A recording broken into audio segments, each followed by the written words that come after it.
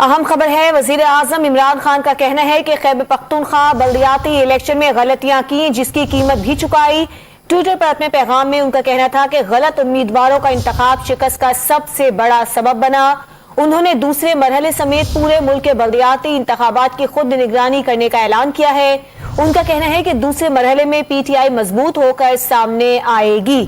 وزیر اعظم عمران خان کی جانب سے بیان سامنے آیا ہے خیبر پختونخوا میں بلدیاتی انتخابات کے حوالے سے، جس میں ان کا کہنا ہے کہ خیبر پختونخوا بلدیاتی الیکشن میں غلطیاں کی ہیں جس کی قیمت بھی چکائی ہے۔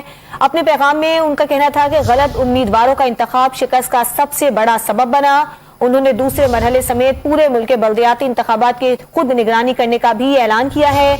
وزیر اعظم نے مزید کہا کہ دوسرے مرحلے میں پی ٹی آئی مضبوط ہو کر سامنے آئے گی۔